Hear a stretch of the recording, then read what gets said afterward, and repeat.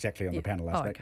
Okay. South Canterbury's Miles Anderson, though, is the Meat and Wool Chair of Federated Farmers. Wow. And he's joining us now. Miles, good afternoon. Good afternoon. A few things to ask you. Will those high prices for lamb last, do you think, Miles? I hope so. Historically, they don't stay up for long, but the outlook is reasonably good for lamb, so I've been told by various meat companies, simply because there's there's a shortage worldwide of sheep and lamb products, and there's also drought in a lot of the other parts of the world that produce meat from grain, so I expect pork and chicken and beef from around the world to be more expensive in the coming season as well. Okay, and in tandem with that is something else we read today, that wool is booming because of pollution concerns over synthetic fibres. So, obvious question, if sheep are becoming more valuable, is there a chance, and wool, is there a chance we'll see a decline in dairy and some sort of return to the days of being 3 million people and 70 million sheep? Well, merino wool and fine wool is booming, but the bulk of our clip, probably 94 or 95%, is strong wool, which is more of the carpet, tweed and felt type wool, and those prices are languishing at all-time lows. So, for example, I'm getting half what my father got for his wool clip 30 years ago. Good Lord. But is that just because it's the uptake's slow? Because I also saw the washing of synthetic clothing accounts for 35% of microplastic pollution in oceans and rivers. So even though you're making a point about carpet, are we going to latch onto this idea of natural fibres more and more, though? You would think so. Wool is well positioned to ride the wave of environmental awareness around synthetics and microfibres. Not only does wool not shed those microfibres, but it biodegrades. It's flame resistant. It absorbs moisture when it's wet and releases it when it's warm and dry. It's got so many attributes that you'd think the consumer would be chasing it at the moment, but we're yet to see that happen in the strong wool sector. Oh, touch wood. Fingers crossed. Fingers crossed. There's something else we need your expertise on before you go. When cows attack, we've heard today about this herd of cows attacking a man and a woman in Auckland's Totara Park at the weekend. And Miles, obviously this concerns everybody who's ever walked through a paddock with cattle in it. I mean, how common is this? Reasonably common. You never turn your back on a cattle beast. Pretty unpredictable, and at this time of the year, if they're calving or what have you, they tend to be a bit more territorial and protective. So, it's unfortunate that those people had that happen to them, but I've known of a lot of people who have been damaged by cattle, just taking them for granted, I guess, but they're a big animal and unpredictable, so just have to be aware when you're around cattle. If they are chasing you, what's the best manoeuvre? Do you go for like kind of a Lomu-style sidestep, or is it like pretend you're dead like a bear? I'd say you would hope that someone slow is behind you. Turn around and go boo. Hope someone slow is behind you. That's always fantastic advice. Miles Anderson, thank you very much.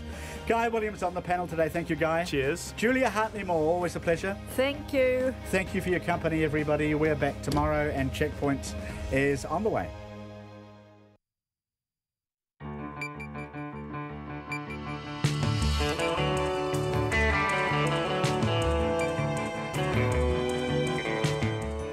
Kia ora, good evening. I'm Sharon Brett Kelly in for John Campbell. Tonight on Checkpoint, at least 92 people are dead and thousands are waiting to be evacuated after a magnitude 7 earthquake struck the Indonesian island of Lombok. Tonight we talk to New Zealanders in Bali and we speak to a British tourist on one of the Gili Islands who is among several hundred tourists waiting to be evacuated. Also tonight the Prime Minister returns to Parliament and holds her first cabinet meeting since the birth of baby Neve. A desperate race against time to save a humpback whale stranded on a Northland beach. A cow and calf that mauled a man at an Auckland park have both been sent to the slaughterhouse. Crusaders fans brave the cold for a victory parade, and a 15-year-old from Auckland's Avondale College is crowned the world's PowerPoint champion. RNZ News at 5. Kia ora, good afternoon. Ko Katrina Batten, aho. Serial rapist Malcolm Rewa's last-ditch bid to avoid a third trial for murder has been rejected. The Chief High Court Judge, Justice Venning, released his decision today, saying it was in the interests of justice that the trial proceed. Edward Gay reports. The reasons for the decision have been suppressed and have not been released to the media. This will be Rewa's third trial for the murder of Miss Burdett, who was found raped and bludgeoned to death in her South Auckland home in 1992. Rewa is currently serving preventive detention with a minimum non-parole period of 22 years for rape and other offending against 25 women, including Miss Burdett. 2 juries were unable to reach verdicts on whether Rewa also murdered Miss Burdett. Rewa is due to stand trial for murder in February next year. Atu i te kōti mātua, ko Edward Gay aho. The death toll from this morning's powerful earthquake on the Indonesian island of Lombok now stands at 91. Hundreds of people have been injured and dozens of homes and buildings have collapsed. The BBC's Roger Walker reports. Tourists and residents fled screaming in panic as buildings shook and cracked after the 7-magnitude quake struck at a depth of 10 kilometres. Thousands gathered in emergency shelters in open spaces as aftershocks continued. The authorities urged people to stay away from coastal areas, but an official tsunami warning was later cancelled. Search and rescue operations continued throughout the night, but were hampered by power cuts over most of the island. It's the second earthquake to hit Lombok in a week. 15 people died in the first quake. Roger Walker reporting. And a New Zealander living on Lombok has now been rattled by 2 massive earthquakes in a week.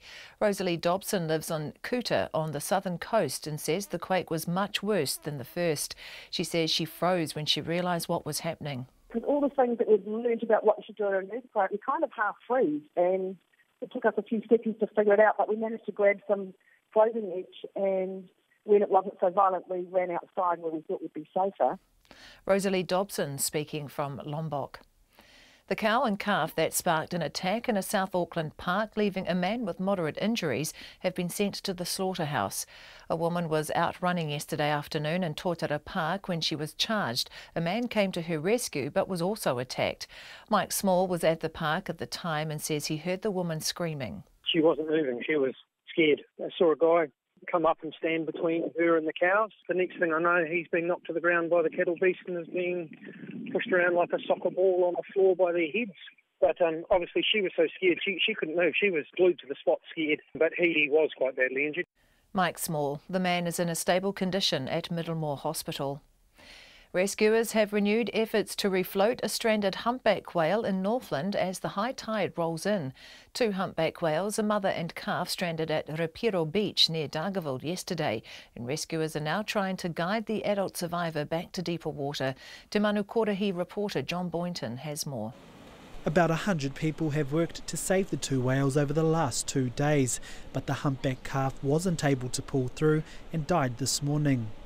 Today a large channel was dug out to the sea, and this afternoon the incoming tide started to wash over the mother whale. Dargaville Volunteer Fire Brigade Deputy Chief Fire Officer Michael Ross says she started to show more signs of movement during the day. Rescuers will attempt to refloat the whale tomorrow morning if today's effort is unsuccessful. Ko John Boynton aho. The Education Ministry is standing by its contracting processes, which builders have signalled out as unfair. Contractors have told the Master Builders Association that they're avoiding some government contracts because they're too onerous, including long payment terms. The ministry says only a fifth of its contracts take more than 30 days to pay due to queries. It says it pays the biggest contractors within 7 days or fewer. The ministry is also defending how Botany Downs Secondary College in Auckland was built against criticism it applied pressure to keep the price down. It says a High Court judgment against the builder was clear that the construction of the school was defective. The Hawke's Bay Civil Defence says a low-cost rain and flood monitoring device invented by a group of Hastings students could save lives and properties in the region and overseas. Students from St John's College in Hastings have created the device called George. It monitors rainfall and floodwater levies and sends real-time updates by text message to a mobile phone. It's 5 minutes past 5. Sport, the All Blacks coach Steve Hansen has named his 33-man squad for this month's Rugby Championship, and captain Kieran Reid has done enough to make the cut. Reid is only one of 2 players selected who didn't feature in June's 3-0 test win over France as he recovered from back surgery. He's also one of 10 Super Rugby champion Crusaders named. In a side that Hansen described as incredibly difficult to name, he says Reid was an easy pick. I don't think he's 100% yet. I think we can still get him quicker. With those nerve damage that you get with that back operation, it takes a little time to get all the firing patterns working properly. So I think he's still got another 2 or 3 yards of pace to get back. And once he gets that back, you know, we saw the skill and his running ability. He's going to be a hard man to keep down. Steve Hansen. The police are reportedly investigating allegations of inappropriate betting in a National Basketball League game. The investigation comes after the New Zealand Herald reported that the league was looking at a game between the Taranaki Mountain Airs and Super City Rangers, won by the Rangers. One of the popular bets on offer at the TAB was for a team to win by 11 points or more. With just 2 seconds remaining on the clock, a shot from the Airs reduced the Rangers' lead to 9 points, 94 to 85. While teams usually run out the clock when up by such a margin, the Rangers took a timeout, then hit a 3-pointer on the buzzer to win by 12 points. That's the news. An earthquake in Indonesia. Pretty violent shaking as people fell to the ground, and then there was a massive power outage. A plane crash in Switzerland. Based on the situation at the crash site, we can say that the aircraft smashed into the ground almost vertically at relatively high speed. A whale stranding in Dargaville. They're higher up than we would like. We want to turn them into face the oncoming wave. That's going to be incredibly hard. Global and local news. Susie Ferguson and Guy and Aspinall on Morning Report, weekdays from 6. Then on 9 to noon, the renewed push by surgical mesh campaigners to suspend its use a month after it's halted in the UK and Ireland. And after 10, I guess you might have seen her before, US singer-songwriter Suzanne Vega on her unique style of folk pop. Join me, Lynn Freeman, and for Catherine Ryan on 9 to noon after Morning Report on RNZ National. Met Service weather through to midnight tomorrow, Northland through Taranaki, including Coromandel Peninsula and the Central High Country. Isolated showers retreating to Coromandel Peninsula and areas south of Waikato tomorrow. Some morning fog also. Bay of Plenty, Gisborne and Hawke's Bay. Scattered rain, some possibly heavy about Eastern Bay of Plenty and northern Gisborne. Whanganui to Wellington, including Wairarapa. Mainly fine but isolated showers, especially about the ranges today. A few showers developing in Wellington tomorrow evening. Bulla, Nelson and Marlborough, cloudy periods with patchy light rain. Westland and Fiordland, fine today. A few showers developing in the morning, turning to rain during the night with some heavy falls. Canterbury to Southland, mainly fine with areas of morning low cloud or fog and a few spots of evening rain tomorrow. And the Chatham Islands, mostly cloudy with the odd shower tomorrow. It's 8 minutes past 5 and you're listening to Checkpoint. And I'm Sharon Brett Kelly, and for John Campbell. Rescue workers are fanning out across the Indonesian resort island of Lombok after a powerful and deadly quake killed more than 90 people. The magnitude 7 quake, which was also felt in nearby Bali, caused widespread panic and sent people running into the streets. The full extent of the damage is not yet clear, but hundreds of homes have been destroyed and thousands of locals have fled to emergency shelters. Meanwhile, as strong aftershocks continue, hundreds of tourists are trying to get on buses and boats off the island as quickly as they can. With more, here's the BBC's correspondent Rod Drew Davis. Deadly tremors that have become feared and familiar to people in this part of Indonesia. This magnitude 7 earthquake hit the coast on the resort island of Lombok and killed dozens of people, as well as injuring more. The US Geological Survey said it struck just 10 kilometers underground, and above ground there was palpable panic.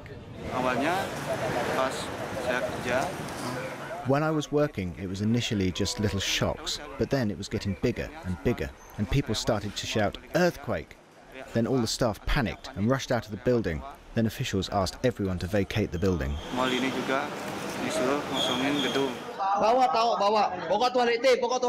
It's the second quake to hit here in a week, forcing families to rush from their homes and onto the streets, where they stayed amid blackouts to sleep and wait for safety.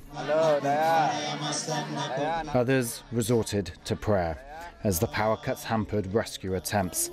Officials did issue a tsunami warning that they later cancelled, although seawater as high as 13 centimetres entered a couple of villages, and there were 2 aftershocks to come.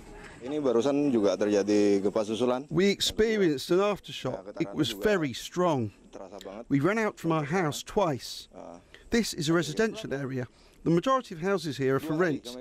Everyone ran out because the quake was very strong. And it was felt on the neighbouring island of Bali, where tourists fled from shopping malls and hotels. We were a little scared, but it went on for a very, very long time. Yeah, and everything shook, everything was moving.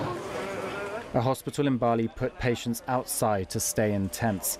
This while others with broken bones and head injuries were being taken to it. Both islands are popular with tourists. The airports on them have suffered minor damage but remain open. And after a quake killed 16 people and left 500 hikers stranded last week, with more dead in today's strike, people may be wondering what will come next. Rod Drew Davis with that report. Meanwhile, tourists are queuing for hours to leave Lombok's international airport. Dutch tourist Mark Ganuwalba was injured as fellow diners fell on top of him as they fled a restaurant. During the earthquake, we were having dinner in the Cliff restaurant, and that's like a restaurant with a really nice view of the sea. And then I went to the toilet, and when I was there, I felt like it was like a truck passing by, but then it got really heavy, and also, yeah, the noise was crazy. So I thought, okay, this is bad, this is an earthquake. So I started running to the exit, but then everybody who was in the restaurant was also running through the exit. So there was like a big stampede, and everyone fell, and there were like 3 or 4 people who fell on top of me. And that's when my knee got injured, and there's like this big, I don't know, big ball on it, and yeah, it's pretty messed up. British tourist Daniel Hampson couldn't wait to leave. Yeah, I just want to get out somewhere safe, somewhere I know where I'm not going to be at the risk of natural disasters, and yeah, whatever it takes, really. And French tourist Maud Poggiali said this would be her family's first and last visit to Indonesia. No, I think it's over for me. Yeah. Next time we will stay in France or somewhere closer, because it was really a big, it was very careful. Yeah. And evacuations are underway on the Gili Islands near the northwest coast of Lombok. No, we're changing stories now. The Prime Minister, Jacinda Ardern, is back in the beehive with baby in tow. Ms Ardern arrived in Wellington on Saturday and spent the weekend settling into Premier House near Parliament.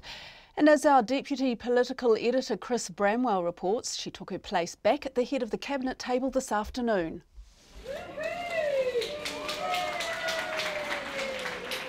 Jacinda Ardern was greeted at Wellington Airport by members of the public, a throng of media and a school group, which broke into song when they saw her. Carrying her daughter Neve, she told reporters she was pleased to be back and would be getting Premier House ready to become her family's home for the next wee while. It is an old home, but it is a very warm home. Yeah. First thing Monday morning, Ms Ardern was spotted with her daughter in her pram heading into the beehive. It will be the first of many trips up the beehive lifts for Neve as she gets used to life at Parliament. The pram was absent though from the 10th floor Cabinet room as the Prime Minister got the formal business of chairing Cabinet underway. She kicked off by thanking her deputy Winston Peters for keeping the House in order while she was away. We always knew exactly how that 6 weeks would go, and it has. It's been a wonderful period for us, and things have trucked on for this government as we knew they would. So my sincere thanks. I don't know how I can return the favour. Perhaps by not asking you to assist at 4 o'clock in the morning. Anyone wish any takings? I'll leave you to Once the media dutifully filed out of the Cabinet room and down the narrow staircase, ministers around the huge round table got on with business. A few hours later, Jacinda Ardern fronted the weekly post-Cabinet news conference. Good afternoon, everyone. Apologies for my slight tardiness. Welcome, and it is very good to be back, and I know that none of you will have missed me too much, though, over the past 6 weeks. The government has a very busy... Ms Ardern fielded questions on trade, construction and business confidence, pushing back on claims from the opposition that the government is not managing the economy well. Look, I certainly look at patterns, and when I look back at the way business confidence has tracked in the past, there's a correlation between Labour governments and what happens with business confidence. That sits in direct contrast with how our economy has performed under Labour governments.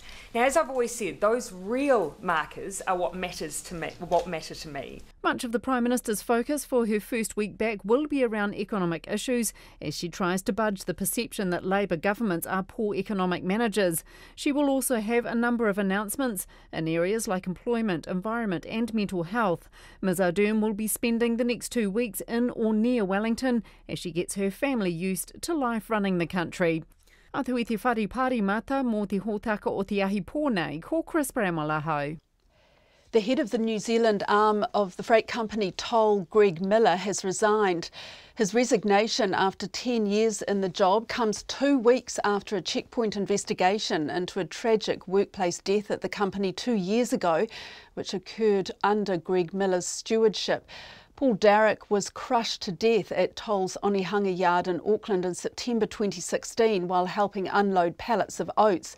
WorkSafe found Toll responsible, identifying wide-ranging systemic safety failings, and the company was fined more than $500,000 and ordered to pay the Darroch family more than $100,000 in reparation. But the Darroch family say Toll and Mr Miller did not keep their promises of making a public media apology and being held publicly accountable for the 60-year-old's death. Toll has refused repeated invitations to be interviewed on Checkpoint, and Mr Miller hung up on our reporter Zach Fleming earlier today when asked if his resignation had anything to do with Checkpoint's investigation into Paul Darroch's death. As we go to air tonight, rescuers are desperately trying to refloat a stranded humpback whale on Bailey's Beach, about 2.5 hours north of Auckland. Hundreds of volunteers turned up over the weekend to try to save the stranded whale and her calf. The calf died this morning, but rescuers had this afternoon dug a large channel in the sand and were hoping to refloat the whale at high tide a short time ago. Michael Ross, the Deputy Chief Fire Officer at the Dargaville Fire Brigade, spoke to our reporter Eden Moore. So the excavators have dug out a bit of a channel out to sea, so hopefully the big one now will have enough water with the incoming tide to free itself and hopefully have a good outcome and it swims off out to sea. Apparently it's moving a lot more now than it has been. It's definitely moving away there, so hopefully with a bit more water it'll be out of here. Is this normal for this kind of area, or is this the first time it's happened? This is the first time that I know of. I've lived here for 45 years and it's the first big whale. We've had small whales and we have seals and what have you wash up, but nothing like this. It's Deputy Chief Fire Officer at Dargaville Fire Brigade Michael Ross speaking to our reporter Eden Moore. Cell phone coverage is not good up in Bailey's Beach, but we've just heard from Eden in the past few minutes that attempts to refloat the whale have been unsuccessful, and we'll update you as more information comes to hand. The cow and calf at the centre of an attack that left a man with moderate injuries have been sent to the slaughterhouse. A woman was out running yesterday afternoon in a South Auckland park when a cow descended on her. A man who came to rescue her was also attacked. A witness says about 80 cows swarmed on them from different parts of the park. Katie Scotcher reports. You couldn't miss the cattle nestled around the hills and tracks at Tortara Park today. Cows with black glossy coats and shaggy brown and white speckled hides all eagerly inspected passers-by. But they were less friendly yesterday. Mike Small was out cycling with his wife when they heard a woman screaming. He describes what happened next. She was steadfast. She wasn't moving. She was scared, clearly scared. I saw a guy come up and stand between her and the cows. The next thing I know, he's been knocked to the ground by the cattle beast and is being pushed around like a soccer ball on the floor by their heads. But obviously she was so scared, she couldn't move. She was glued to the spot, scared. But he was quite badly injured. Jeff Cooper walks in the park almost every day and has done so for almost 20 years. In that time, he's had one run-in with a cow. There was a cow in front of me, and as I got towards it, I should have picked up on it. It was nervous and it was running and shaking. When it got to the fence, it turned round, and I thought, oh damn, that's going to chase me. So I ran. The cow came after me, but then I sort of thought, well, it's going to catch me anyway. So I just turned round, put my arms out, made myself as big as possible, and it stopped. Jeff said the incident was his fault and it hasn't put him off visiting the park. Auckland Council owns the land, and in a statement the head of Parks and Services, Mark Bowater, said staff visited the park this morning and identified a cow being overly protective of her calf. Dairy farmer Keith Riley says it's likely the herd felt threatened. If there was a calf there, the cow may well have been trying to get to her baby and protect it. Yes, once again, she probably wouldn't have been attacking the human, rather she'd be trying to get to the calf to protect it, and if the human was in the road, she may well have hit her. They're 500 or 600 kilo animals, these, so if they do bump into you, they will injure you. Farm manager Peter Linton says the cows are typically very quiet, and by slaughtering the cow and calf, the problem should be eliminated. The man who they attacked is in a stable condition at Middlemore Hospital. I tamaki makoto mō te hōtako o te ahiahi, ko Katie Scott tēnei. The Crown is seeking to fine a group of Hawke's Bay fishermen and their companies $1.5 million for underreporting their bluenose catch. Brothers Antonino and Giancarlo Desposito and Antonino's son Marcus Desposito pleaded guilty in June to over 100 charges laid by the Ministry for Primary Industries. Anne-Marie May has been at the sentencing hearing in the Wellington District Court. The Despositos and several of their companies, including Hawke's Bay Seafoods, came under official scrutiny when discrepancies were found between the amount of fish they reported catching and their exports. The Ministry for Primary Industries launched an investigation in 2012, and the charges laid as a result included selling fish not recorded in returns filed with the ministry and making false statements. The Crown prosecutor, Stephanie Bishop, told the court today there were several aggravating features in the offending, including the high degree of commercialism. She said the unreported bluenose was valued at more than $200,000, but the fisheries penalties they avoided through underreporting their catch were also more than $200,000. If the unreporting had not been detected by the Ministry through analysis of customs export documentation, then the Hawke's Bay Seafoods Group would have benefited and profited by the avoidance of the deemed value payments and by the sale of the unreported fish. Stephanie Bishop said the Despositos used their own log to record the bluenose landed by the company Ocean Enterprises rather than using the prescribed Ministry for Primary Industries form. She said Marcus Desposito knew of the unreported bluenose catch and failed to take all reasonable steps to ensure this did not occur. Stephanie Bishop said the offending involved bluenose, a species which was already a stressed resource. The amount of underreporting, 27 tonnes over 2 years, is significant for a fishery of this size. However, lawyers for the defendants told the court $600,000 would be a more appropriate level of total fines in the case. Antonino Desposito's lawyer Michael Sullivan told Judge Bill Hastings that the fine suggested by the Crown represented a substantial increase from those imposed in similar cases to date. He said there should be a discount to recognise the guilty pleas, especially as it brought to an end a trial which could still have been running now. The plea of guilty alone represented months of saving of judicial time and taxpayer resources of a level that I can't think of another example of where that kind of level of saving has been implicit in an entry of plea of guilty after a negotiated resolution. The Crown had questioned whether the defendants had shown remorse, but Mr Sullivan said they acknowledged their failings and were not making excuses. They recognise that the failings that occurred are not good enough, and they will have to bear the consequences of that action. But they are taking steps and have taken steps to eliminate this from occurring again. The sentencing hearing will continue tomorrow, but the judge has indicated he will reserve his decision on the penalty. In Wellington for Checkpoint, Anne-Marie May. Returning now to Indonesia, and evacuations are underway on the Gili Islands near the northwest coast of Lombok. The Gili Islands are a group of 3 small islands famous for their coral reefs.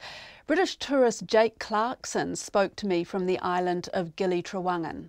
We were just chilling out at our hostel, just having a few drinks, and then just the ground started to shake.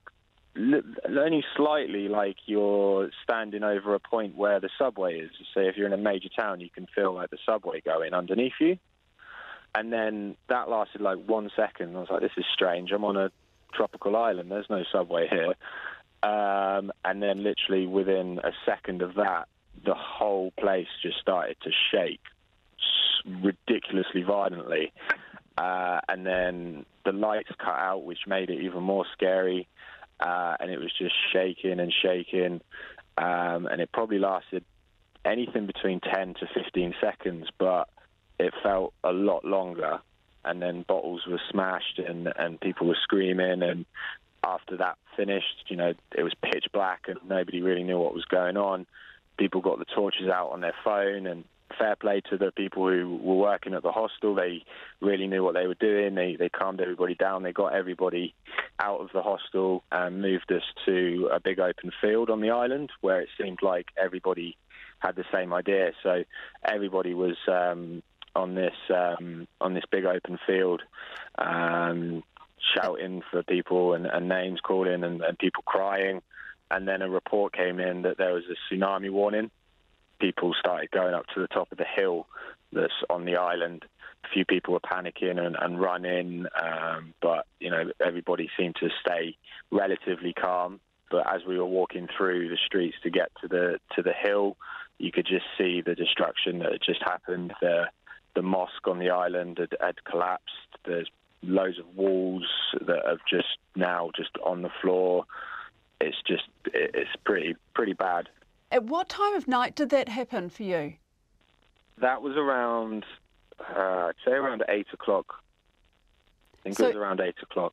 And you stayed up on the hill all night?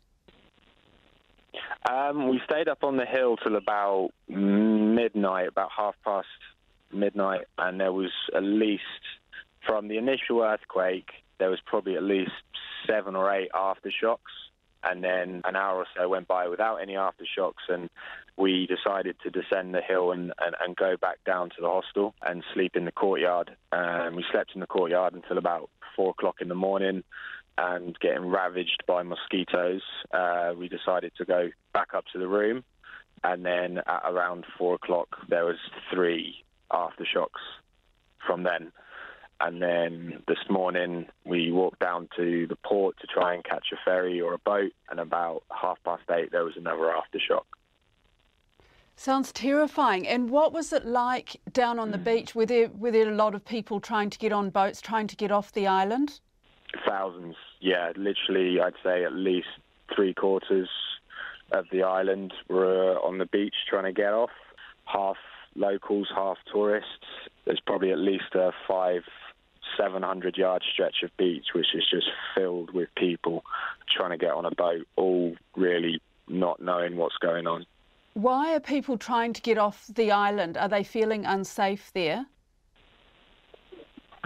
Yeah, I think so. I think it's a feeling of not feeling safe and just wanting to be somewhere that's kind of got better infrastructure.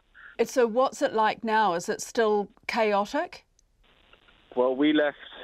We actually had a ticket to plan to leave the island today. We booked it about 3 days ago, and we got to our tourist office to meet the guy who was going to chauffeur us off the island. He was nowhere to be seen. The tourist office where we booked our ticket was shut, and it just seems like no one really knows what's going on. The mood on the island is still fairly shocked.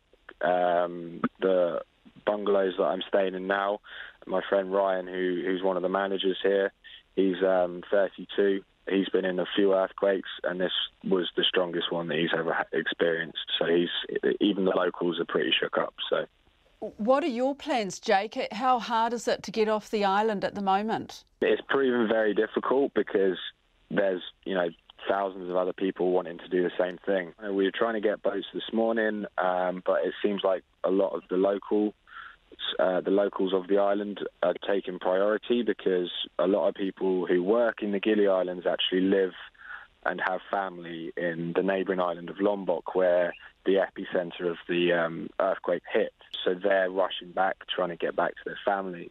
There's been pandemonium, seeing people trying to get on the boats. I saw a couple of fights and it got a little bit messy in some places, but I haven't actually seen any tourists leave as of yet.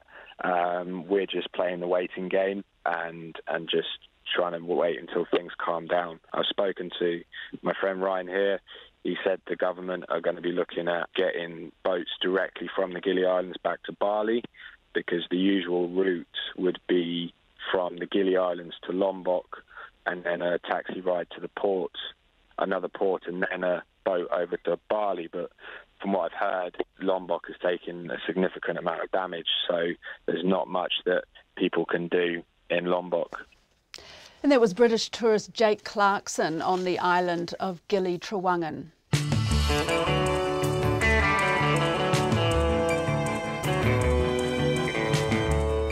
Coming up, we'll have more from New Zealanders in Indonesia. The Retirement Commissioner warns of a looming housing crisis for pensioners as home ownership rates decline. And a 15-year-old from Auckland's Avondale College is crowned the world's PowerPoint champion. We'd love your feedback. Don't forget you can text us on 2101 and you can tweet us at CheckpointRNZ. Facebook us Checkpoint with John Campbell, or email checkpoint@radionz.co.nz. But first, here's Katrina Batten with the headlines. Serial rapist Malcolm Rewa is to stand trial next February for a third time for the rape and murder of Susan Burdett in 1992. The Chief High Court Judge, Justice Venning, said it was in the interests of justice that the trial proceed. Rewa is currently serving preventive detention with a minimum non-parole period of 22 years for rape and other offending against 25 women. At least 91 people have died in last night's massive earthquake in Indonesia. Tourists and residents fled screaming as buildings shook in the quake, which struck at a depth of 10 kilometres. Search and rescue operations throughout the night were hampered by power cuts over most of Lombok Island. And a New Zealander, Rosalie Dobson, who lives in Kuta on the south coast, says the latest quake was much worse than last week's. A woman jogger was badly injured and terrified after being attacked by an overprotective cow in Auckland's Totara Park last night. The cow and her calf have now been sent to the slaughterhouse. A witness says he heard the woman screaming and ran to help her. A man who stood between her and the cows was knocked over and also badly injured. The Education Ministry is standing by its contracting processes, despite builders complaining that it's unfair. Contractors say they are avoiding some government contracts because they're too onerous with long payment terms. But the ministry says only a fifth of its contracts take more than 30 days and it pays its biggest contractors within a week. The Treasury is warning the slump in business confidence and a cooling housing market could hit the government's books. In its update on the economy for July, the agency says there is a risk that growth may be weaker than forecast in May's budget. And police are appealing for information about suspected match fixing in a recent National Basketball League game. Basketball New Zealand contacted authorities last week with concerns about suspicious betting activity linked to the game. Those are the headlines. I'm back at 6. Kia ora, Katrina. Turning to business news now with Nona Peltier. Hello, Nona. Welcome back. Thank you very much. Good to be back. Very good. Rural services firm PGG Wrightson is selling its seeds business to a Denmark-based company. What's the deal? Well, it's an interesting one. They're getting quite a good... They've had some interest in their seeds company for a while. They did a review of the business and they had they've had a few offers, but this one really was a standout. $421 million for that business. And the name will be retained, so that helps with their branding as well. It allows for that business to expand so PGG is pretty happy about that. $421 million.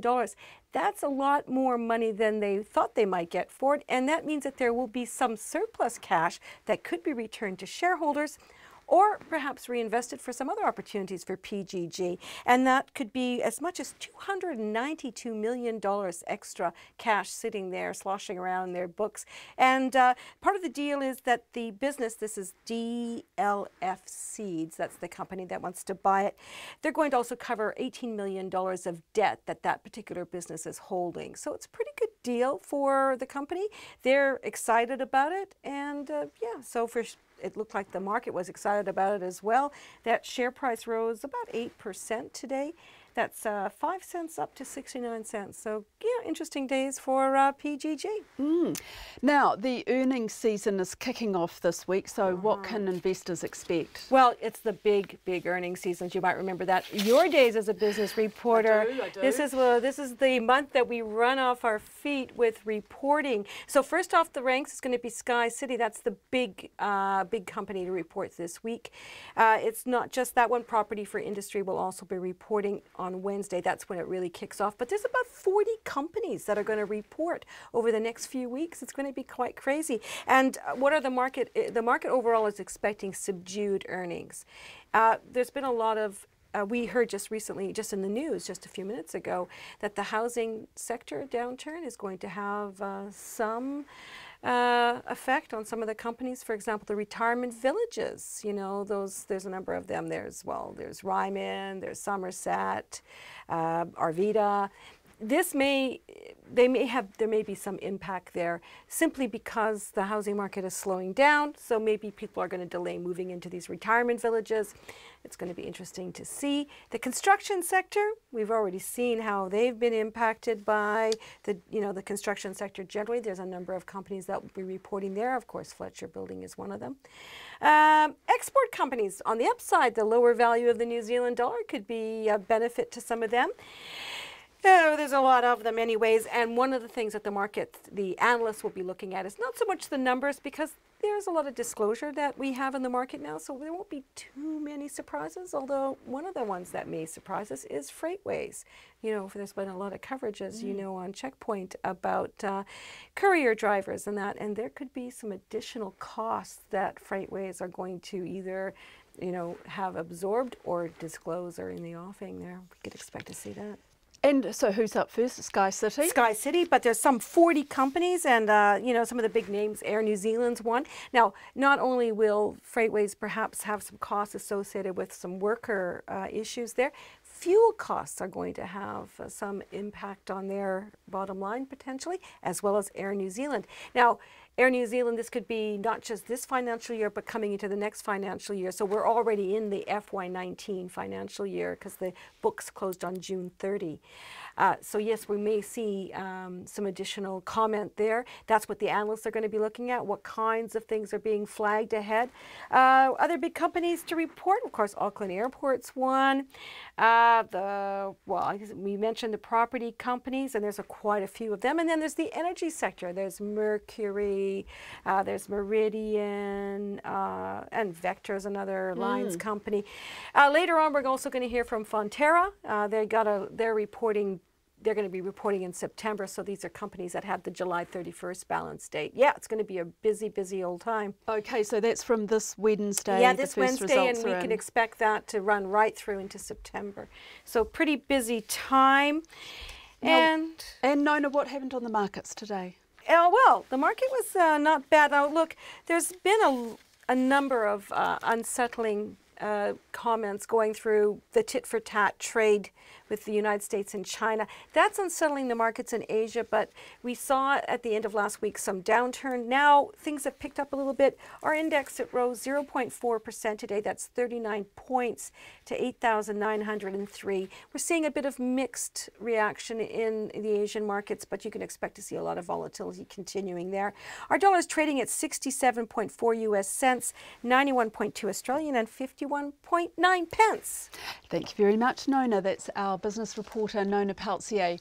Well, the Retirement Commissioner is warning of a looming housing crisis for the over 65s as home ownership rates decline and the number of pensioners is set to almost double over the next 20 years.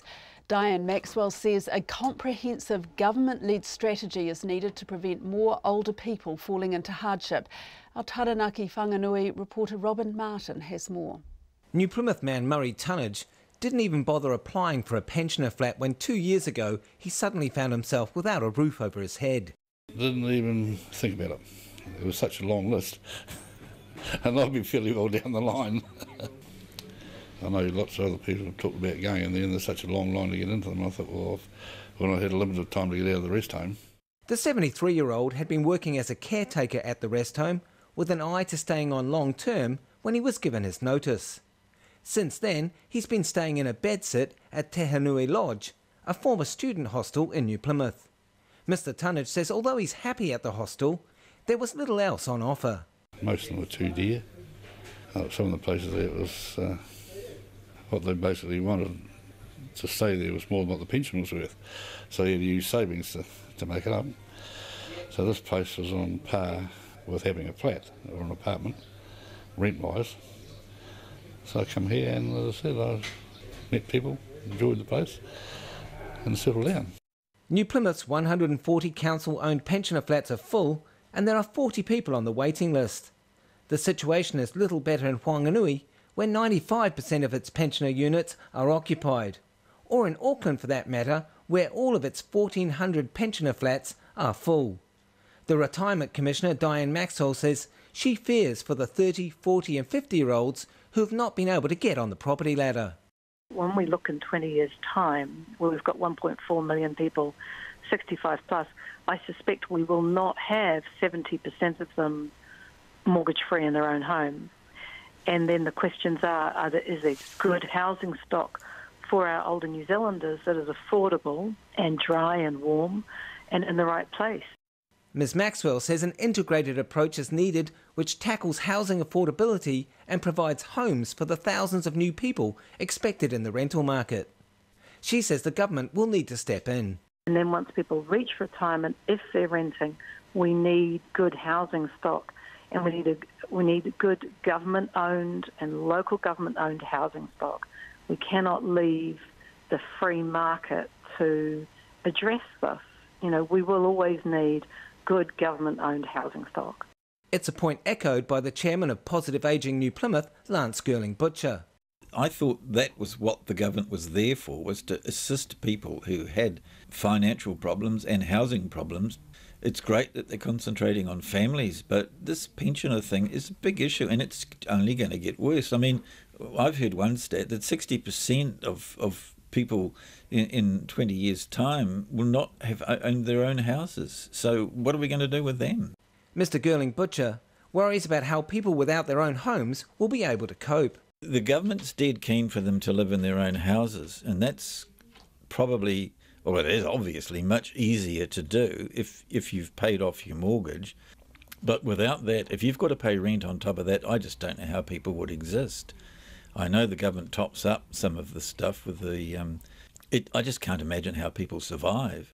New Zealand has more than 67,000 public housing places. In June, there were about 10,500 people on the social housing register, a figure that has jumped from 4,500 in 2015. Almost 900, or 8% of those people, are over 65.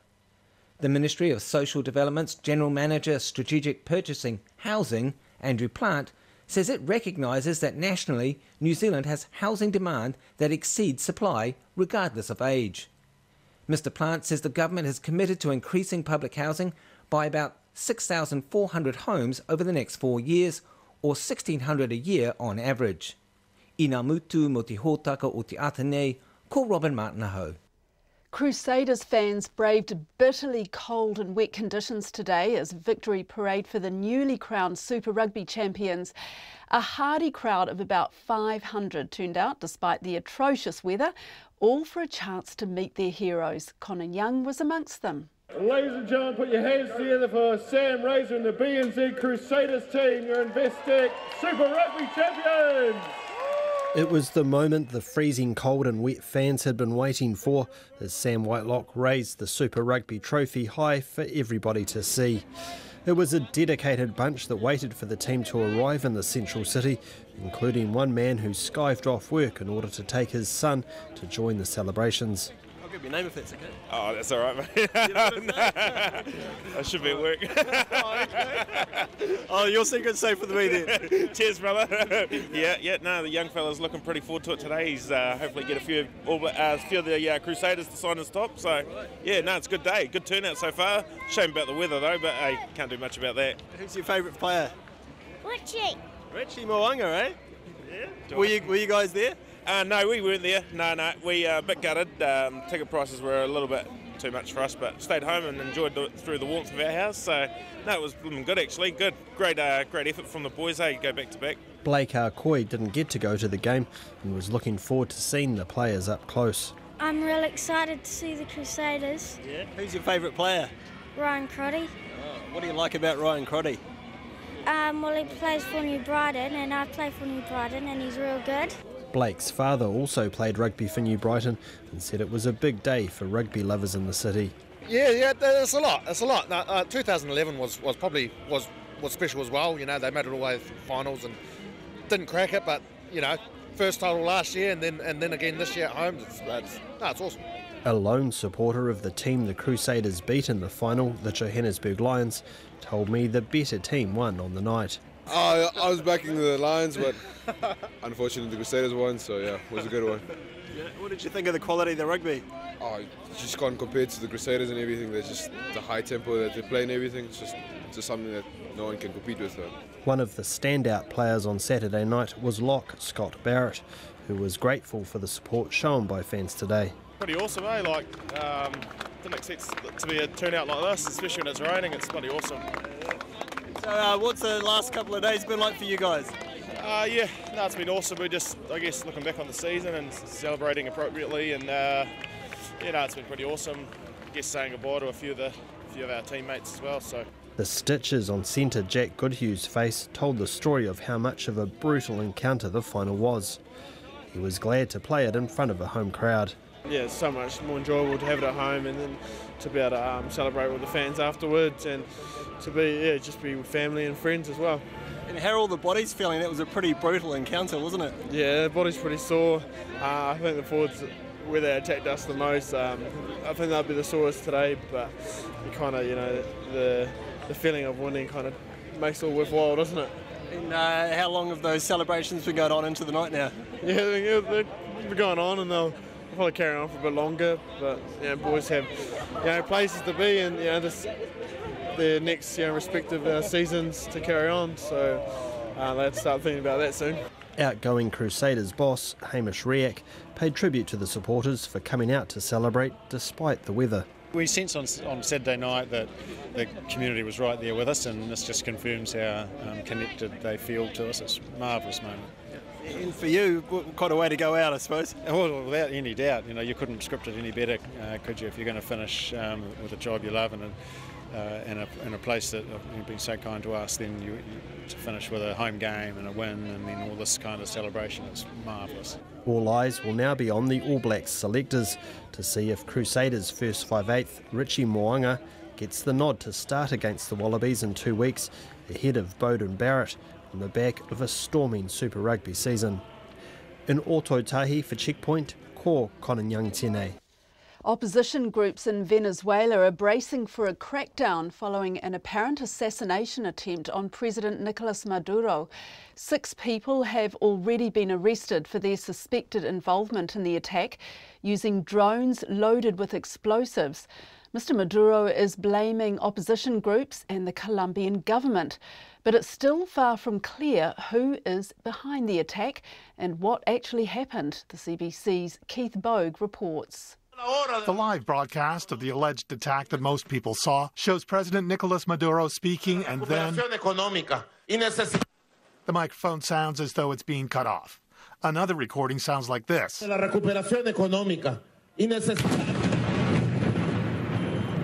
At the sound of the explosion, Maduro looks up to the sky. Television images from above show soldiers gathered in front of the platform where Maduro was speaking suddenly run away and scatter to the other side of the street, in panic. The government says that it was an attempted assassination by drone. A couple of witnesses told Reuters news service they saw something like a drone fall out of the sky.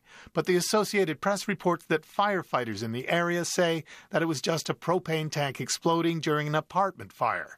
Whatever the truth is, the government is rounding up suspects inside Venezuela and pointing a finger at neighboring Colombia and dissident Venezuelans in Florida. I've spoken with our charge in Caracas. U.S. National Security Advisor John Bolton told Fox News the U.S. government had nothing to do with it. I can say unequivocally there was no U.S. government involvement in this at all. If the government of Venezuela has hard information that they want to present to us that would show a potential violation of U.S. criminal law, we'll take a serious look at it. And he took a moment to have a go at the Maduro government. I think what we really should focus on is the corruption and the oppression of the Maduro regime in Venezuela. Opposition leaders in Venezuela are already pushing the theory that it was all an inside job to create the pretext for a government crackdown on them.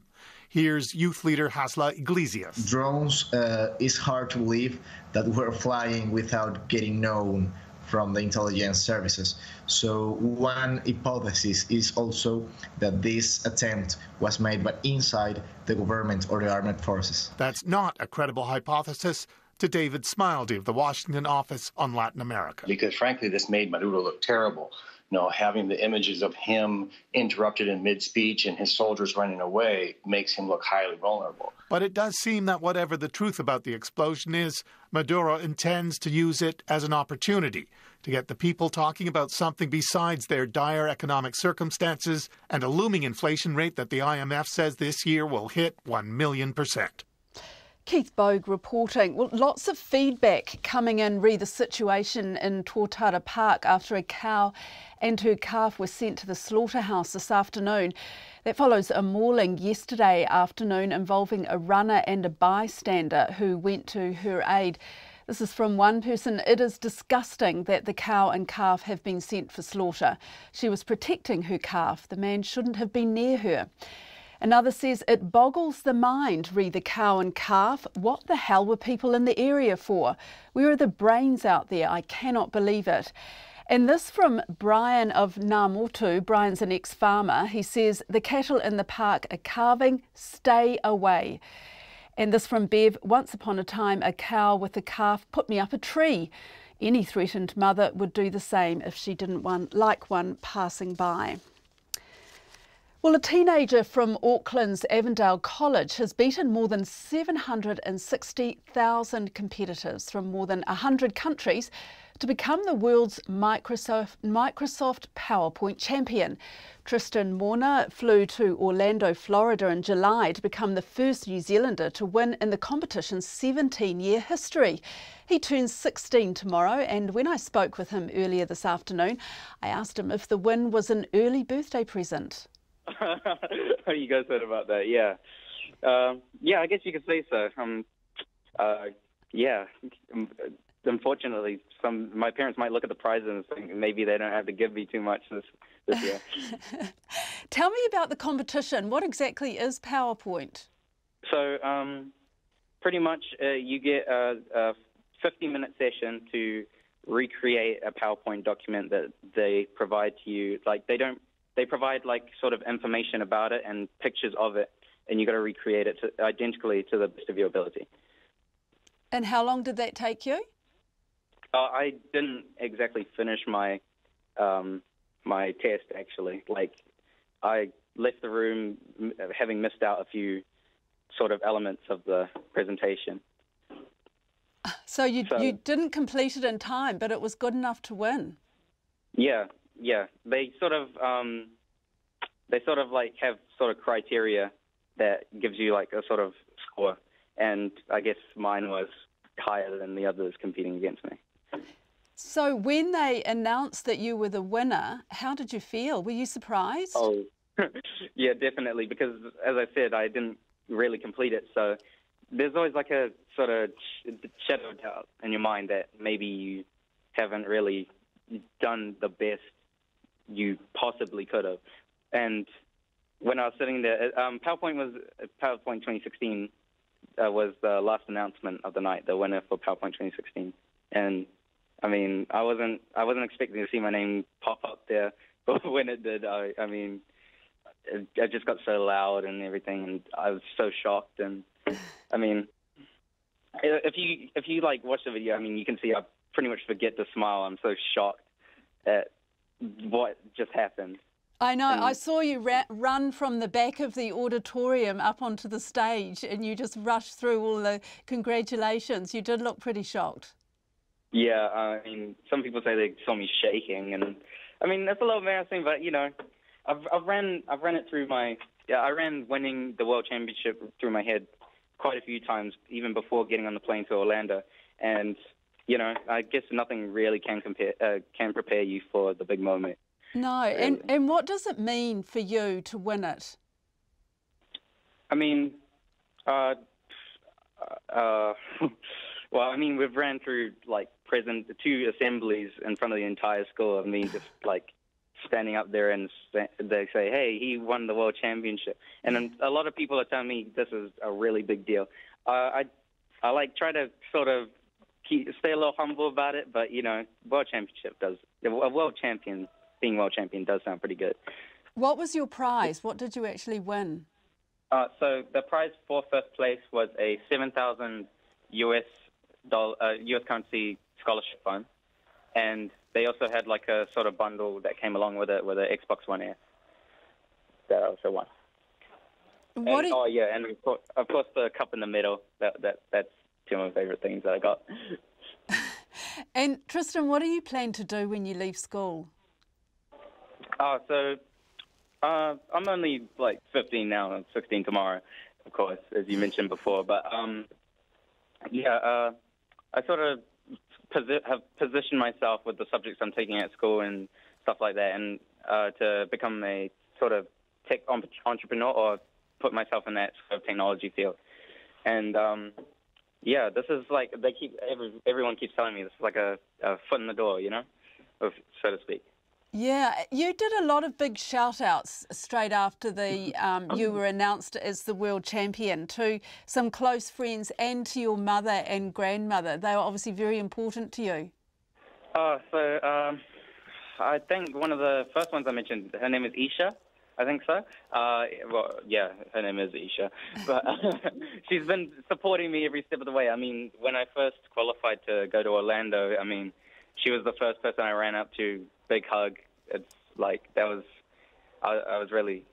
She was really excited and she was really proud for me, and she's been supporting me every step of the way. So I really appreciate her. Oh yeah, and my grandmother I live with, I shouted her out as well. She does so much for me at home, and she was the first person I called when I won the world championship. And what did she say? What did your grandmother say to you? Oh, she was just. I don't know. She might have been crying. I don't know. She was real proud, and you know, I was really happy to make her proud. I found a lot of joy in that. And that's Avondale College student Tristan Morna, who is the world's Microsoft PowerPoint champion. Well, to the US now, and President Donald Trump has declared a major disaster in California as dry, hot winds continue to fuel raging flames. Firefighters are still working in sweltering conditions, battling multiple blazes, including twin fires that exploded in size and forced hundreds more to evacuate rural communities. Officials say the fires have now collectively charred more than 1,000 kilometres of land. Colette Luke from Reuters reports. At least 7 people have died from Northern California wildfires, which continue to spread Sunday. The latest fatality, a utility worker out in dangerous terrain trying to restore power as the Carr Fire raged. Located in Redding, about 162 miles north of Sacramento, the Carr Fire has been burning for more than 2 weeks, killing 6, including a great-grandmother, 2 children, and a firefighter. Authorities were able to contain more than 40% of the fire Saturday evening, allowing some evacuees to return. But over to the southwest, a pair of blazes known as the Mendocino Complex Fire continued to surge Sunday, surpassing Carr Fire's strength and making it the 5th largest blaze in California's history. It has grown to cover a total of 229,000 acres, with new evacuations being ordered. The monstrous blaze will likely get bigger, with strong winds, low humidity, and high temperatures expected to remain through the evening. President Trump on Sunday declared the wildfires a major disaster and made federal funding available to help with recovery efforts. And that's from Colette Luke from Reuters. Coming up after 6 tonight, we'll hear more from New Zealanders in Indonesia following that massive magnitude 7 earthquake on the island of Lombok overnight, which has killed at least 92 people. Construction leaders visited Parliament today to discuss the challenges facing the building sector.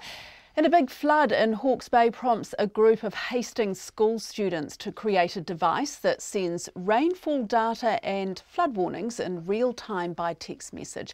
We'd love to hear from you. You can text us on 2101, you can tweet us at Checkpoint RNZ, Facebook us, Checkpoint with John Campbell, or email checkpoint@radionz.co.nz.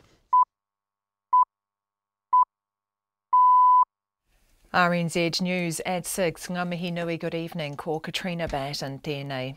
Indonesian authorities are evacuating about 700 tourists and local residents from the Gili Islands off the north coast of Lombok. At least 91 people have been killed after a severe earthquake struck Lombok overnight. The magnitude 6.9 quake is the second to hit the tourist island in the last week and was widely felt across eastern Indonesia. The popular Gili Islands attract thousands of tourists every year. British tourist Sebastian Evans is one of those waiting to be evacuated from the islands. We're currently waiting on that beach area to get on board. There's a lot of pushing and shoving. I'm currently stood between two different first aid sections. One's got people who are still alive, and the other first aid section's got a few dead bodies there at the moment. Sebastian Evans. No tourists are among those confirmed dead so far. A New Zealander living on Lombok has now been rattled by 2 massive earthquakes in a week. Rosalie Dobson lives in Kuta on the southern coast and says the quake was much worse than the first. Serial rapist Malcolm Rewa's third trial for murder will go ahead. The Chief High Court Judge, Justice Venning, says it's in the interest of justice that the trial proceed. The reasons for the decision have been suppressed. Ms Burdett was found raped and bludgeoned to death in her South Auckland home in 1992. Ray was currently serving preventive detention with a minimum non-parole period of 22 years for rape and other offending against 25 women, including Ms Burdett. 2 juries were unable to reach verdicts on whether Rewa also murdered her. He's due to stand trial in February. The cow and calf that sparked a cattle attack in a South Auckland park that left a man with moderate injuries have been sent to the slaughterhouse.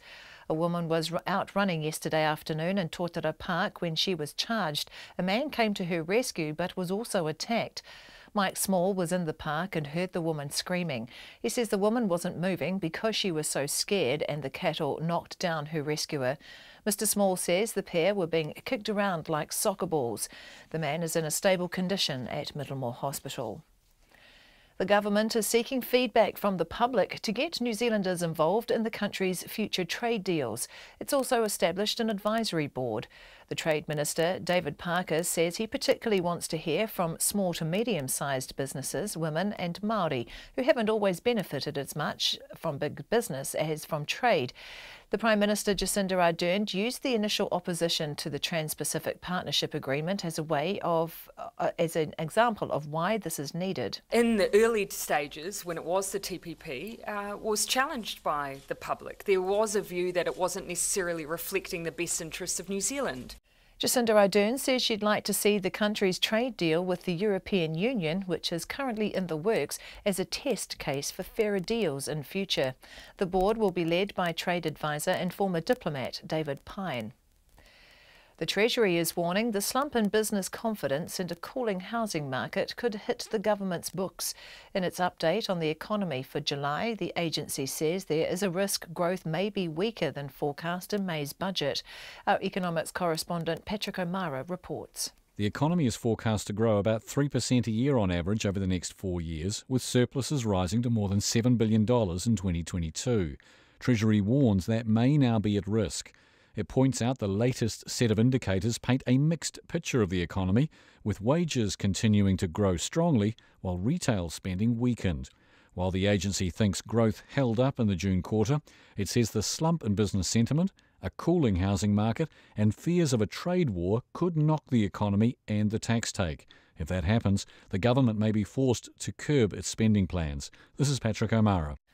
A psychiatrist says the man accused of stomping a pensioner to death was likely hearing voices then, and his subsequent interview with the police. Gabriel Yad Elohim is on trial in the High Court in Auckland, where he's denied murdering Michael Mulholland on the grounds of insanity. Edward Gay has been in court. James Kavanagh told the court when he watched the security camera footage of the killing, he noticed Mr Yad Elohim nodding when no one else was present. Mr Yad Elohim also pulled out cigarettes and threw them at Mr Mulholland's body on the ground partway through the assault. He later left only to return in a short time and continue the assault. Dr Kavanagh said he believed that showed Mr Yad Elohim was hearing voices. He said during the police interview he saw Mr Yad Elohim nodding and at one point holding a cup of water up while facing an empty corner. At the end of that interview, when he was alone in the room, he appeared to be talking to Mr Mulholland. Atui te ko te mātua, ko Edward Gay aho. It's 6:05. Sport. The Crusaders standout Richie Mo'unga may have been named in the All Blacks 33-man squad for the upcoming Rugby Championship, but there are no guarantees he'll overtake Beauden Barrett anytime soon at first 5/8.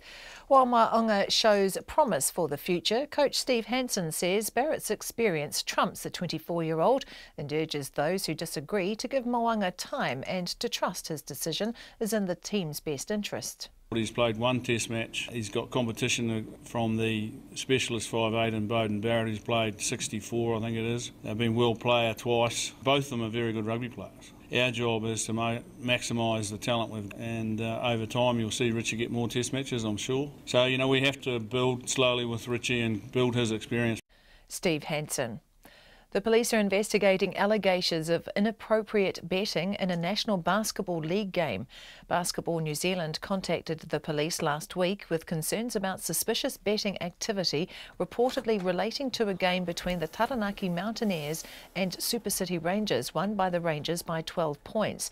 A focus is on the final seconds of the game. One of the TAB options is a bet for a team to win by 11 points or more. Detective Superintendent Ian Chapman says the police take match-fixing allegations seriously and are committed to ensuring New Zealand sport is corruption-free. That's the news. Tonight on Nights, Alice Beeben on Cambodia's retreat from democracy. If recent elections are anything to go by, Dana Johansson looks back on the weekend sport, and we have a window on the world of mixed flatting in Mumbai. So it's Jed and Josh will be on stage with you for this gig, and you can drive back home now. Yeah. Get in the warm. Yeah, I'm actually sitting here in the car with a hot water bottle. Are you? That sounds good. Yeah, it's lovely actually, yeah. That's Lately with Karen Hay, 10 p.m. weeknights on RNZ National. And we're funded through New Zealand On Air. Met Service weather through to midnight tomorrow. Northland to Taranaki, including Coromandel Peninsula and the Central High Country. Isolated showers retreating to Coromandel Peninsula and areas south of Waikato tomorrow. Some morning fog also. Bay of Plenty, Gisborne and Hawke's Bay. Scattered rain, some possibly heavy about eastern Bay of Plenty and northern Gisborne. Whanganui to Wellington, including Wairarapa. Mainly fine but isolated showers, especially about the ranges today. A few showers developing in Wellington tomorrow evening. Bulla, Nelson and Marlborough, cloudy periods with patchy light rain. Westland and Fiordland, fine today. A few showers developing in the morning, turning to rain during the night with some heavy falls. Canterbury to Southland, mainly fine with areas of morning low cloud or fog and a few spots of evening rain tomorrow. And the Chatham Islands, mostly cloudy with the odd shower tomorrow. It's 6:08 and you're listening to Checkpoint. And I'm Sharon Brett Kelly in for John Campbell this evening. Rescue workers are finding chaos and destruction across the Indonesian resort island of Lombok after a magnitude 7 earthquake killed more than 90 people. Hundreds of homes have been destroyed and thousands of locals have fled to emergency shelters as authorities warn the death toll is likely to rise. A second powerful quake in a week caused widespread panic and sent people running onto the streets. The BBC's Lego De Seco reports. Running for their lives as the earthquake struck, People at this hotel in Lombok dashed to safety. Others simply called on God as they felt the power of Mother Nature. Traumatised survivors faced a night outside, the buildings too unsafe after 2 aftershocks. At this hospital near the epicentre, patients had to be moved outside. Many of the injured from across the region were transferred to nearby Bali, which also felt the quake. Doctors and nurses desperately tried to save lives in conditions that were far from ideal. We will place patients here in the parking lot and also in the hallway of the hospital. We will build emergency tents so that our medical teams can concentrate on handling patients. As rescuers search for people amongst what's left of the buildings, hope as a survivor is found, unable to walk but alive. It's just a week since another quake hit in a region that is prone to them. There are no guarantees when the next one might be or when it will be safe for these people to return to their homes. Lego Deseko reporting. The ABC's Indonesia correspondent David Lipson is on Lombok, where he says the situation is still far from calm. Here at Lombok Airport, hundreds of tourists, bleary-eyed, are forming huge queues right out the door of the airport because they want to get off this island as quickly as possible after a terrifying night. Some of the tourists that we've seen and spoken to are sporting bandages. One lady from Morocco is in a wheelchair. She's got a swollen leg and a number of stitches in her leg. And other tourists are wearing the bathrobes that they were actually wearing at the time the quake struck. They fled their hotels, and soon after that, there was a tsunami warning. Many of them fled up through the bush onto higher ground and basically have never gone back to their hotels, or if they did, very briefly, just to get their gear and get out of here. We spoke to one young family from Britain with little children, 3 little children, all under the age of 7, who were fleeing through the streets. They had to push their children up onto the roof of a building in order to get them safe from what they thought would be a tsunami. As it turned out, there wasn't a tsunami, but there was certainly a lot of panic. Here's some of the people that we spoke to earlier. The earthquake began, and then everybody started running on the street, and there were alarms, and everybody started running up the hill, and people lost their slippers, their belongings, everything. Everybody was just going as high as they could. The hotel was just destroyed. One of the girls we were with had sort of a big gash down the back of her leg, and there was a little girl had sort of blood all down her legs, which we helped clean her up a bit. Just sort of, injuries from rocks and things like that. They describe a scene of destruction. As to how severe that destruction is, we'll just have to wait and see until we get there. We're en route at the moment, but certainly cracked buildings, collapsed stairs, collapsed ceilings, collapsed roofs and the like.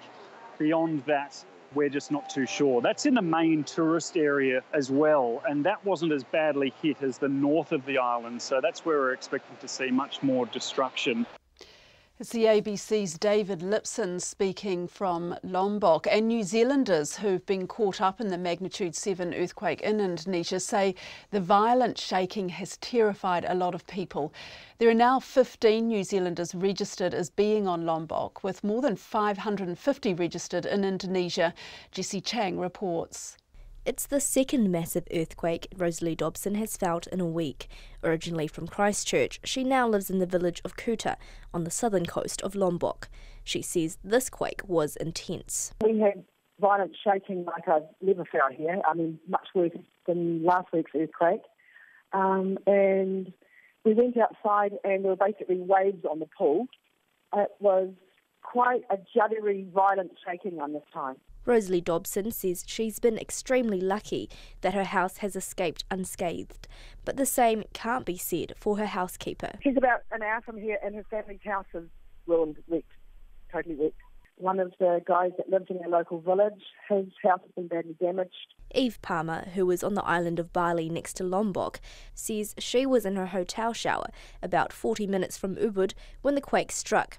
She managed to get clothes on and get safely outside, where there were a lot of frightened people. It was a couple of hours outside with everyone from the hotel there. A lot of people were crying and upset because, you know, there's a lot of people from all over the world who've never felt earthquakes before. There was one family from Belgium who were in Lombok a week ago for the first earthquake and then had come here to sort of get away from it and then were terrified again. Eve Palmer says a lot of tourists are scrambling to get out of the country. At the hotel last night, a lot of people were trying to change their travel plans and get out of here, which is fair enough.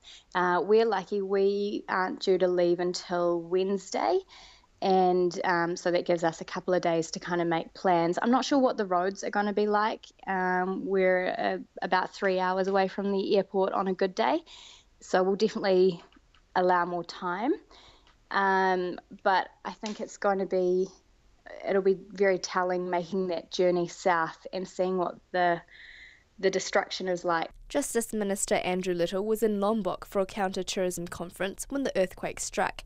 He said the tremors sent people falling to the ground. It was fairly prolonged, and then there was a massive power outage, went dark, and then the power came back on within a few seconds. And shortly after that, we then evacuated down the stairs to the building. The building was certainly the lower floors we went down. There was more damage visible than it certainly was at the top, but a pretty full-on experience. He's now in Bali and will be returning to the country tomorrow morning. The Ministry of Foreign Affairs and Trade says the New Zealand Embassy in Indonesia has been activated to provide consular assistance to New Zealanders affected by the earthquake, but it says it hasn't received information to suggest any have been affected by this incident yet. The ministry says the Indonesian government hasn't requested any assistance from the international community at this stage. Mō te hōtaka o te ahi nei, kōrisi Chang tēnei. Government agencies don't always follow procurement guidelines on big construction projects, and that could be adding to the building industry's woes. Construction leaders visited Parliament today to discuss the challenges facing the sector with ministers. The meeting comes after the receivership of Ebert Construction and the liquidation of Christchurch company Maven Interior last week. The Ministry of Business, Innovation and Employment has written guidelines for best procurement practice, but government agencies themselves do not always abide by them. MB's Deputy Chief Executive of Building Resources and Markets, Chris Bunny, spoke to our business reporter Madison Reddy. Only 24% of firms that were in existence in 2006 were actually still operating in 2016. Of the sector itself, 90% of all firms employ fewer than 5 staff. So we've got a myriad of very small organisations operating in not necessarily an enduring way. So a lot of entry and exits from the sector. So I think that causes some challenges when you think about investment into workforce skills and training, about having balance sheet strength to do things on a kind of enduring way, to take the occasional hit. The way the sector is composed doesn't lend itself to that. On top of that, I would say, and I think ministers picked up on this today, that in order to have a successful contract, you've got to have 2 pretty intelligent parties. Intelligence on the procurement side, but intelligence on the contracting side as well. And I think there's been occasions, over years where one or both of those hasn't performed as they perhaps ideally should, and we've seen failure as a result. Part of the discussion with ministers today in the sector was very much around risk transfer and transferring inappropriate risk or not properly pricing for it, more often than not ends in disaster. So the risk transfer is an element that we're really engaging on at present. Whose fault is that? Who is trying to transfer risk and who are they trying to transfer it to? A negotiation is just that you meet in the middle somewhere, ideally. Sometimes we haven't quite seen that. Either the contractors have been able to get away with a little bit too much from that perspective, or equally the procuring party has pushed too much down to the main contractor, and as a result we've seen instances of failure. And you admit that the government, as a 20% market share of such contracts, is involved in this type of issue? I think we have, certainly as MB, been encouraging the procurement authorities to follow the guidelines, to be very thoughtful around risk transfer, to make sure that the balance is right.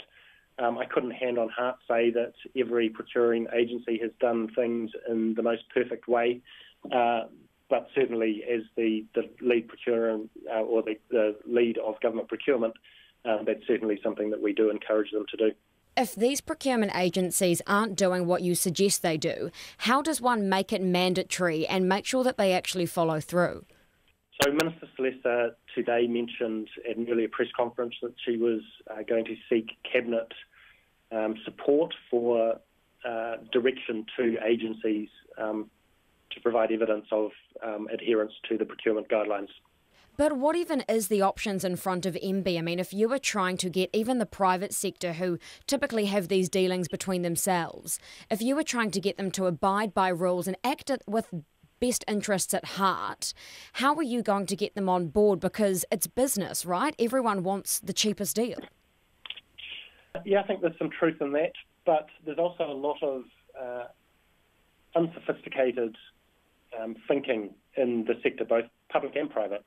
So one of the ideas that was also hit upon today was really bolstering some of the kind of support and the training going out to some of these firms more generally, and government procurement by the same token. So making sure that we actually have that intelligent conversation that I referenced earlier, that we have intelligent procurement and we have intelligent kind of counterparties. And that's MB's Deputy Chief Executive of Building, Resources and Markets, Chris Bunny, talking to business reporter Madison Reedy. Mr Bunny says the department is reviewing its procurement guidelines. Across the Tasman now, and drought-affected Australian farmers are weighing up what, if anything, they'll be getting from a government emergency relief package, with some saying it's not enough and too hard to access. Prime Minister Malcolm Turnbull has announced special cash payments of up to $12,000 to those eligible for the Farm Household Allowance Scheme and additional funding for counselling and mental health support services in drought-affected areas. But there's some concern that farmers in need won't actually be eligible for the payment. The ABC's Catherine Gregory reports. Sheep and cattle are dwindling fast as the land cracks and shrivels with drought. Neil Johansson, a fourth-generation farmer near Rockhampton in Queensland, says the crops are going too. It's getting to the point where we're starting to worry and wonder what's in store for us. Always, ever the optimist, I suppose. We're hoping that the drought's going to break. He mostly welcomes the government's emergency relief package, but worries too many might miss out on the cash payments because they need to qualify for the Farm Household Allowance Scheme, a form of welfare for struggling farmers. And there's always been the asset test, and it gets to the point when you've been knocked back a couple of times that you just don't bother anymore. So, and I think that's probably going to be a big issue, that there'll be so many people that have been knocked back and they'll probably won't even bother to apply. Almost all of New South Wales is in drought. The state's northeast has been hit badly. Some hard decisions are going to have to be made if it doesn't rain in the next couple of months, because feed is running out, and no amount of money from the government's going to help that situation. That's farmer Peter Shinton. He says the government's investment in mental health and counselling services is sorely needed, but he is worried about possible pitfalls with the financial part of the package. Somebody said to me today that they got caught in this system. This extra $12,000 on top, that puts you over the tax-free threshold. Probably start having to pay tax on some of this money unless there's some other scheme. She got caught last time with one of these schemes and got a phone call one day, you owe us this much money. The Salvation Army has been distributing household goods to farmers around Tamworth, one of the worst drought-affected areas. The charity's Rhonda Clutterbuck says farmers have had a mixed reaction to the package. Whilst it's a very generous payment, one load of animal feed can be 10 to 12 grand. I imagine for those that are able to access it, it will be a blessing. We know in this drought there's going to be no size of a money pot that could fix the problems. But Tim Barwick, a drought-affected farmer near Tamworth, says the money and increase in counselling services will be very handy. certainly wasn't expecting that. I think that something like that is probably more help to most families this time. I don't ever recall seeing something like that before. Despite some farmers' concerns, the National Farmers Federation says most of them do welcome the relief package. I think it depends on where you're at with your business and depends how stressful what your time is right now. But President Fiona Simpson points out that the package isn't a silver bullet either. We need to keep assessing what's on the table. We need to make sure that we continue to focus on building our industry and making sure that our industry can continue to be there and be strong when the rains come again. That's Fiona Simpson from the National Farmers Federation in Australia ending that report from the ABC. A big flood in Hawke's Bay has prompted a group of high school students from Hastings to create a low-cost device that sends rainfall data and flood warnings in real time by text message. Still in the early stages, it's already piqued the interest of civil defence and the farming community. Here's our Hawke's Bay reporter Anusha Bradley with the story. I'm pouring the water to see if the flood is detected. And the distribution of the water is... It's made from ordinary PVC piping that can be found in any hardware store. But inside it, this group of Year 12 and 13 students from St John's College have created a measuring device that detects rainfall and floodwater levels, and then a computer program that sends that information directly to a mobile phone. One of the inventors, 16-year-old Ben Gardner, says they got the idea after a friend was affected by flooding that hit the small Hawke's Bay community of Estdale in March. One of the members of our team, he's not here at the moment, but he had a friend he was actually called George, so that's kind of what it's named after. So he had a friend who was affected by it. So that's kind of how the thought came into our head. It's like, how can we prevent other people and property from being affected from all these events? So that's how we thought, okay, we're going to have to make a way that people can get warned. Similar devices only monitor rainfall or floodwaters and cost around $1,500 each. The George does both for about $300. The Napier and Hastings councils, a local vineyard and a property owner have already snapped one up, and the fertiliser company Ravensdown has signed up as a commercial partner to help with further development. Its regional manager, George Williams, says the device has huge potential for its farming customers. Most farmers during the course of most years are affected by a lot of weather events, so if we can preempt that, that will give us a chance to mitigate some of that risk. Jay Sutherland from Hawke's Bay Civil Defence is also excited about how it could be used by those living in flood-prone areas. To be able to get warning to go and evacuate or move stock. We also have to manage animals in an emergency.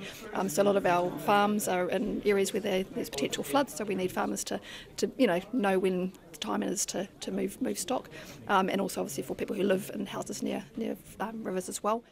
And that's music to the ears of the George's student creators like Brad Selwood. Well, I'm quite excited that they even have interest in it, because that's one of our main reasons, is that we could actually save a town or a city. I know it's a very big concept, but that's how things start, it's a small little concept. As part of their wider mission to find a low-cost way to protect communities vulnerable to adverse weather events, the students are hoping to test George in Samoa later this year. In Napier for Checkpoint, Anusha Bradley. A 12-month trial of standing desks involving more than 200 Australians has found workers who use them reduce their sitting time by an hour a day on average and had lower blood glucose and fat levels than their peers without standing desks. Here's the ABC's Lexi Metherall. Melbourne office worker Alexandra Post has joined the standing desk revolution. It was lower back pain and feeling sluggish that prompted the change. I never could really get the ergonomics right on my desk, so a couple of other people in the office had decided to get standing desks, and they had seen improvements with their performance and overall posture as well. So that's kind of the reason that I decided to take the leap. Sitting for prolonged periods each day is linked to obesity, diabetes, heart disease and even a shorter lifespan. Lan Gao is an Alfred Deakin postdoctoral research fellow at Deakin University. If I sit like 8 hours at work, even if I go to the gym every day, that cannot negate the negative impact of this excessive sitting. She's conducted an economic evaluation of a 12-month trial of standing desks in Victoria. It found the 231 desk workers involved reduced their daily sitting time by an hour on average. The study also found their blood glucose and fat levels were better than their peers without standing desks.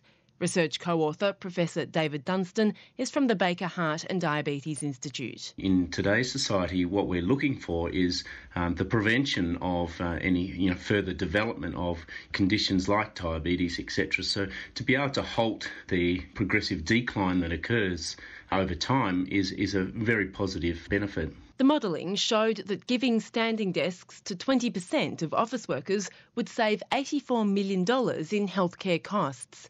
Dr. Langau. If Australian-wide, 20% of the office-based employer took up this intervention, it would cost more than $185 million in total, but would save 7,492 health-adjusted life years by preventing those diseases. The researchers say 40% of Australian workers are employed in an office. Professor Dunstan says there needs to be more emphasis on designing healthy workplaces. And that's Checkpoint for this evening. Have a great night.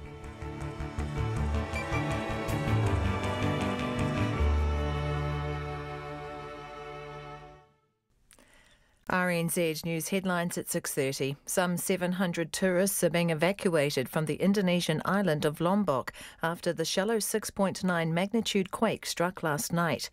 Serial rapist Malcolm Rewa is to stand trial for a third time for the rape and murder of Susan Burdett 26 years ago. A witness says 2 people injured in a cattle attack in an Auckland park were kicked around like soccer balls, and attempts to refloat a stranded whale in Northland have been postponed.